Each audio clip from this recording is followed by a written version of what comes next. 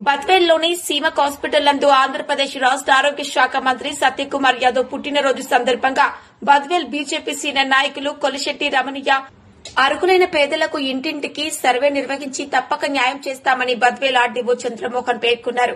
సోమవారం బద్వేల్ మున్సిపాలిటీ పరిధిలోని 4 చెరువు కట్ట భగత్ సింగ్ కాలనీలో ఆర్డీఓ చంద్రమోహన్ ఆధ్వర్యంలో గ్రామ సభ నిర్వహించారు.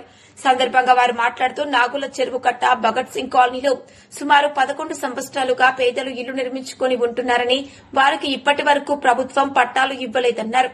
చెరువు పోరంబోకు స్థలంలో ఉందని, అందువల్లే ప్రభుత్వం సాయం అందలేదన్నారు. ఇప్పుడు జిల్లా కలెక్టర్ ఆదేశాల మేరకు ఇంటింటి సర్వే నిర్వహించి క్షుణ్ణంగా ఒక రిపోర్టు తయారు చేసి జిల్లా కలెక్టర్ పంపించడం జరుగుతోందని, అర్హులైన వారిని గుర్తించి వారికి అక్కడ కాకుండా మరొక చోట ప్రత్యామ్నాయంగా ఏర్పాటు చేసి న్యాయం చేయడం జరుగుతోందని వారు పేర్కొన్నారు. కార్యక్రమంలో ఎంఆర్ఓ 111 రెడ్డి, ఉదయ్ భాస్కర్ రాజు, సిఐ లింగప్ప, మున్సిపల్ తదితరులు అధికారులు పాల్గొన్నారు. అనే ప్రాంతంలో వేశారు. ఈ సుప్రీంకోర్టు ఆర్డర్ ప్రకారం కూడా ఈ చెరువులు, కుంటలు, వంకలు, వాగులు అవి కూడా ఎవరు కూడా ఇల్లు కట్టుకోకూడదు. ప్రతి ఒక్కరికి చదువుకునే వాళ్ళకు, తర్వాత కొంచెం చదువుకునే వాళ్ళకు కూడా టీవీలు, న్యూస్ పేపర్, ఇతర ప్రజల ద్వారా అందరికీ కూడా తెలుసు.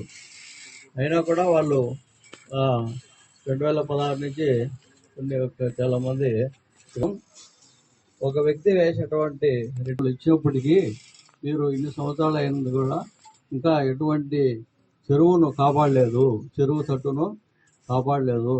ఇక్కడ మీటింగ్ కండక్ట్ చేస్తున్నాం.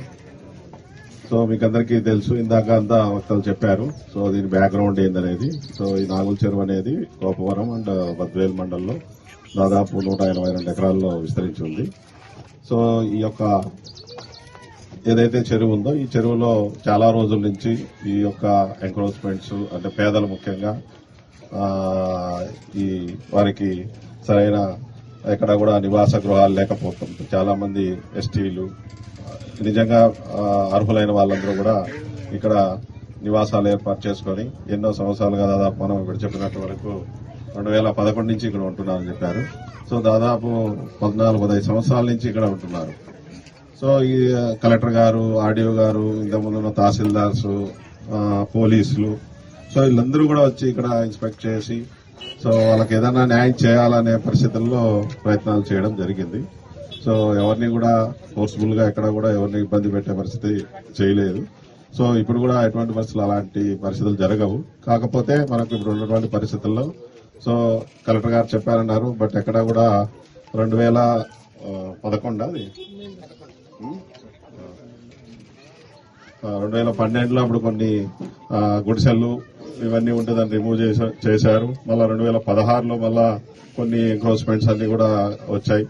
తర్వాత అప్పటి నుంచి కూడా ఎవరు కూడా దీనికి ఎవిక్షన్ కు మనం ప్రయత్నం చేయలేదు. సో దాదాపు 10 సంవత్సరాలు ఇక్కడ ఉన్నాయి. సో ఇక్కడ ఉన్నటువంటి సిపిఐ, సిపిఎం వీళ్ళంతా కూడా, ప్రజా సంఘాలంతా కూడా ప్రయత్నాలు చేస్తున్నారు. అధికారులు కూడా విజిట్ చేశారు. అందరూ కూడా ఇక్కడ ఏదో చేయాలని చూశారన్నట్టు చెప్తున్నారు. కానీ బట్ ఎక్కడ కూడా మనకు ఉన్నటువంటి ఇప్పుడున్న సుప్రీంకోర్టు డైరెక్షన్స్ అయితేనేమి, సిసిఎల్ఏ ఇన్స్ట్రక్షన్స్ అయితేనేమి, సో అలా మనకు ఈ ట్యాంక్ బెడ్లు మనము పట్టా ల్యాండ్లుగా మార్చి ఇంటి పట్టాలు ఇవే ఇచ్చే పరిస్థితి ఉంటే ఖచ్చితంగా ఇవి మూవ్ చేసి ఇప్పటికీ మనం చేసిండే వాళ్ళం. సో దీని మీద క్లియర్ డైరెక్షన్స్ ఉన్నాయి. సో అయినా కూడా మనం రాయడం జరుగుతుంది.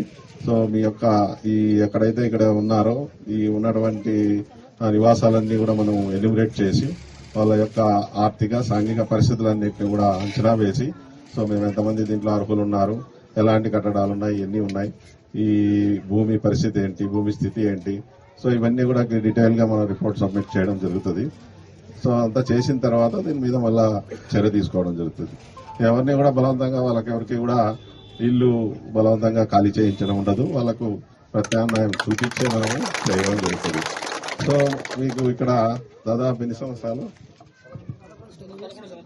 11 టోటల్. 16 to 17 ఇయర్స్ ఉన్నప్పటికీ ఈరోజు చాలా దారుణమైన పరిస్థితులు ఇక్కడ అందరూ ఉంటున్నారు. సో మనం పట్టాలు ఇవ్వలేకపోతున్నాం, వాళ్ళకి ఎవరికి కూడా ఇల్లు కట్టించలేకపోతున్నాం. ఇక్కడ మనం కనీసం ఎలక్ట్రిసిటీ కూడా ప్రతి ఇంటికి లేదు, అలాగే రోడ్డు వేసే పరిస్థితి లేదు, తాగినీళ్లు వేసే పరిస్థితి లేదు. సో ఇప్పుడున్న పరిస్థితుల్లో చాలా మంది ఆరోగ్యాలు కూడా గురవుతున్నారు. సో ఇలాంటి పరిస్థితుల్లో ఇవన్నీ మనం చేయగలిగినప్పుడే మీరు కూడా జీవనము ఇక్కడ చేయడానికి అనుకూలంగా ఉంటది. సో ఎందుకు చేయలేమనేది ఇంకా మీకు అర్థమైంటది కదా. ఇంతమంది మనకు ఎన్ని ప్రయత్నాలు చేసినప్పటికీ మనం ఇక్కడ చేయలేకపోతున్నాం అంటే సమ్ ప్రాబ్లం ఉంది. సో కాబట్టి అవి మనము చేయగలము లేదు అనేది మనం ఒకసారి పరిశీలించి సో వాళ్ళందరికీ కూడా ప్రత్యామ్నాయంగా ఏం కావాలా, ఎవరైతే ఎలిజిబుల్ ఉన్నారో వాళ్ళందరికీ మనము ఈ యొక్క ప్రత్యామ్నాయాలు చూపించి మనం ఏదైనా కూడా వాళ్ళందరికీ ఈ యొక్క నాగుల చెరువు ఏదైతే ఉందో దీనికి మనం శాశ్వత పరిష్కారం చేయడానికి మనం ప్రయత్నం చేస్తాం. ఓకేనా? సో కాబట్టి రేపు నుంచి మనము మీరు ఇందాక కొంతమంది చెప్పారు అంటే ఈ బీద వాళ్ళే కాకుండా చాలా మంది ఈ యొక్క ఆక్రమణలు చేసుకున్నారు పెద్ద పెద్ద వాళ్ళు అనేది. సో ఏదైనా కూడా ఫస్ట్ రేపు ఈ యొక్క బౌండరీ ఫిక్స్ చేయడం జరుగుతుంది. సో ఈ 182 ఎకరాలు ఏదైతే ఉందో ఆ 182 ఎకరాలకు సరిహద్దులు ఫిక్స్ చేసి సో దాన్ని ఎక్కడెక్కడ ఎంక్రోచ్మెంట్ ఉందో అవన్నీ కూడా మార్క్ చేయడం జరుగుతుంది.